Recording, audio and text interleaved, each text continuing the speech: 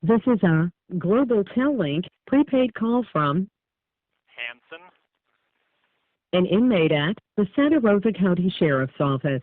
This call will be recorded and monitored. Your advance pay account balance is $78.87. For customer assistance, billing inquiries, or to block future calls, dial 1-877-650-4249. To hear the cost of this call, press 8 now. To accept this call, press 5 now. This call is subject to monitoring and recording. Do not use three-way or call waiting features during this call. Thank you for using Global Tel Link. Hey, Derek. Good afternoon. How are you? Good. I met with the attorney today, and they recommended 5.3 years for me. What? Isn't that crazy? The attorney your attorney recommended 5.3. No. The people that set the recommendations for sentencing time. It's called a sentencing report. Okay. Between 5.3 to 6.3 years. Now 3 years ago, the law said that what they recommended. Now they don't recommend it; they do their math, and stuff. Right. And the amount of money that's involved and things like that, and it comes up to 5.3 years. But they do put a comment on the end that they don't think that I'm, that I meet the criteria to be 5.3 years to be justifiable. But right. That still doesn't mean that the judge could easily give me 6.3 years. Wow. So what I was going to do is did you put something up on the internet to notify me to call you? I did, yes, because I missed your call. So you want to do a video recording and send it out to folks? Well, I can do that. What I was going to do is I was going to read this off to you, and you can get it to I can't remember his name. Rudy. Okay. Yeah. Just email the reading to him, and then he can look it over and tell me what I need to add to it, and then you guys can put it up on YouTube wherever you want to. Okay. Okay. I was arrested October 23rd, 2014. I've been here 8 months. This is Paul Hansen. The case is Ken Hovind, Paul John Hansen in the United States is the plaintiff. June 29, 2015 is the sentencing date. I've been found guilty of count 5 and count 6. Both are contempt of court charges, which are basically misdemeanors. Even though they're misdemeanors, the charges that have no minimum or maximum. The attorney said that a judge can give me life for such charges, though highly unlikely. The recommended sentencing is a sentencing report is a minimum 5 years and 3 months with a max of 6 years and 3 months. My attorney said that 3 years ago the judge would have been required to give me the 5 years 3 months. But new laws say that she can depart from that and give less. If I cannot show good character, I can get hammered with the 6 months plus. Now remember, count 5 is associated with simply forwarding a letter that was never filed in any public office and only represented that a church ministry trust had a monetary interest of $1 million in a $2 million plus valued property taken, we believe, by the trustees by the United States illegally and without law. This notice of lien that was never filed had no evidence of clouding any title of any land, and yet the land was repurchased by Ken Hovind's family to pay off the all but $53,000 of a $430,000 judgment against Ken Hovind. The notice of lien, basically it was more of a notice of interest, was done only to let all know that the church was going to seek their day in court, which we've never had yet, to get the land and property back. Now, count 6 is a contempt of court for simply not flying to Florida to have my fingerprints taken that could have been done 1/2 mile from my house at the federal courthouse in Omaha, Nebraska. Now remember, they've already got 10 sets of my fingerprints on file already in the system. Absolutely no reason to fly me to Florida to get my fingerprints. The attorney told me that it was just simply a harassment move by the United States. I asked the people that sent me that summons to show up in Florida.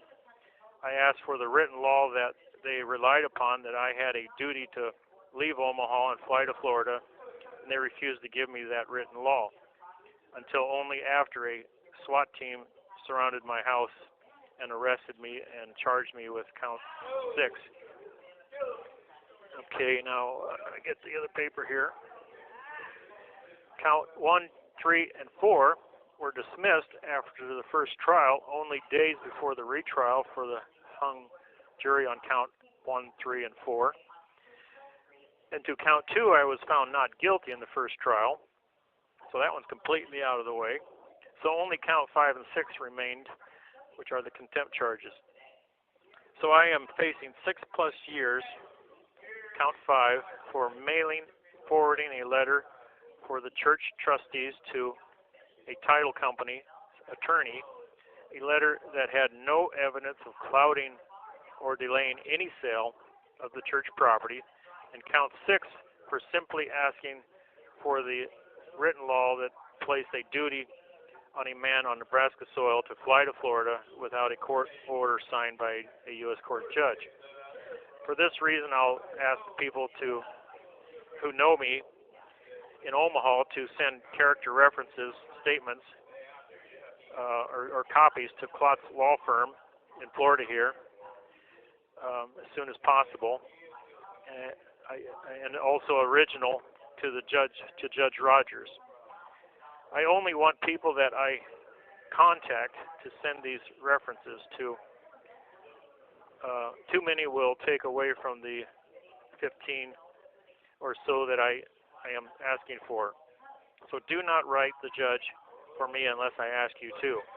Possibly I'll fly a few people down from Nebraska to testify, to help to my to testify to my good character, if possible.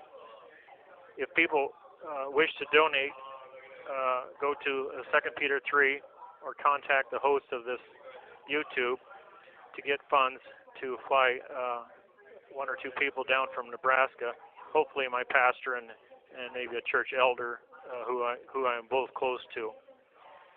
So basically, that's the end of the YouTube. Okay. Unless you have some questions.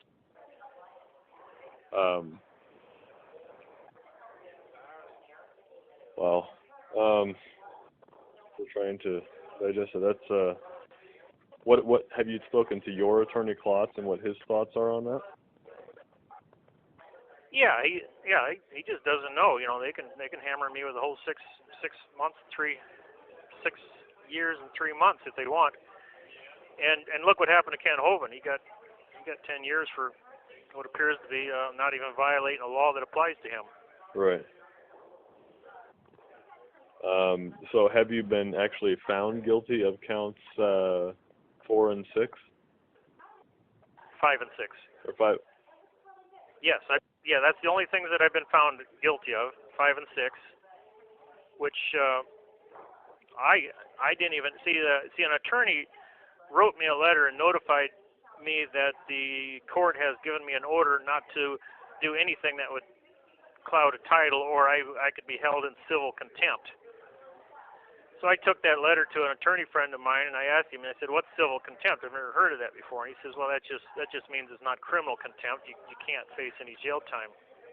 This call is from the Santa Rosa County Sheriff's Office. I said, "Oh, okay. I just didn't know what it meant." So now if I would have been told by that attorney, if the attorney, the attorney is a officer of the United States Court. Right. So that attorney misinformed me that it was a civil contempt. So I ended up mailing a letter that I didn't think was any way causing a cloud on a title.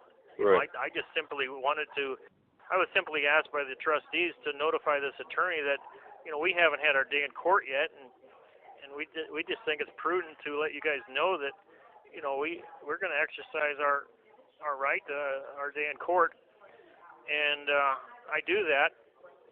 I didn't even write this letter or anything. I just forwarded it to the title company for them. Right. The attorney there, and he gets in the witness chair and he says that it clouded the title, and then we asked him, how did it cloud the title? And he had no evidence that it clouded the title. So I think that's almost a type of perjury, because he said it clouded the title, and then he didn't have any evidence that it clouded the title. Now, what's crazy is the jury found me guilty of violating that court order, even though there's no evidence on the record that it had any effect on anything. Right.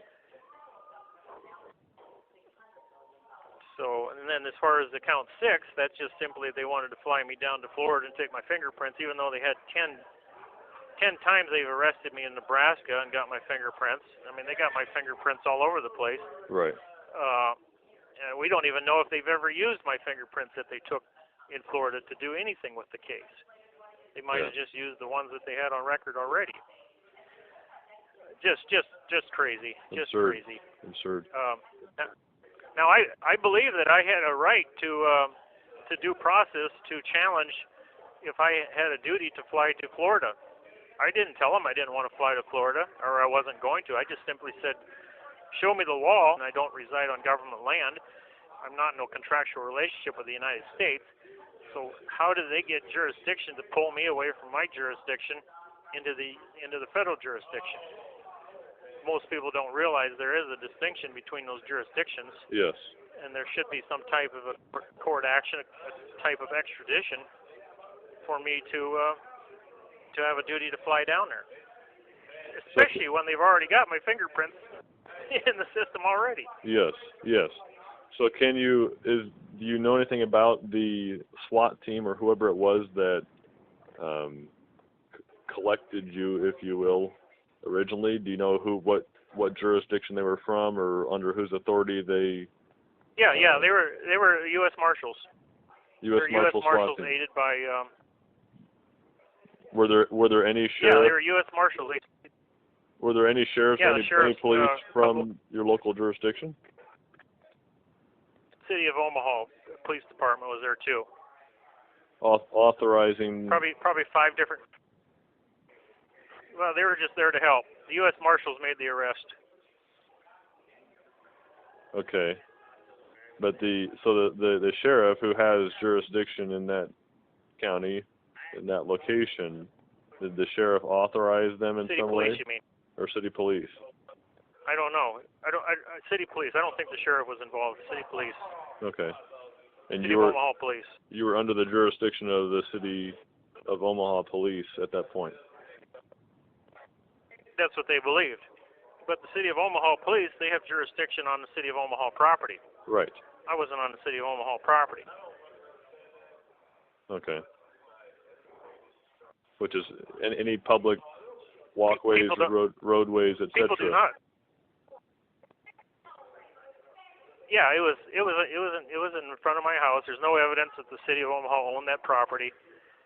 So I was completely in the community jurisdiction. I wasn't in the City of Omaha's jurisdiction. I wasn't in the federal jurisdiction. They should have came to a common law proceeding and asked for extradition. Right. Now they're not accustomed to doing that because they don't want nobody to know about it. Right. Yeah. They don't want nobody to know that there is such a thing as a common law extradition. And fly by night, yeah. They're trying to go under the radar and fly by night, etc. So I guess at this point, is there an upcoming case?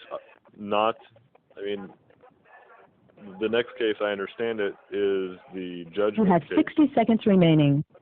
Is that correct? I couldn't hear you. Is the upcoming case just simply to pass sentence, or is there any further discussion? Yeah, only sentencing. No, only sentencing. So that's my opportunity to bring in character witnesses. Okay. Go ahead and get that to my friend Rudy, and then I'll watch for his thing to come up on the kiosk, and I'll call him on the phone. Okay. If you want me to call you back, go ahead and do the same. Yeah, call me. Okay. I'm gonna call Rudy as soon as we hang up, and then I'll flash my icon. So. If you want me to call you, okay. Yep. Okay. Stand by. God bless. We're praying for you, brother. Thanks. All right. Yep. Great. I need it. All right.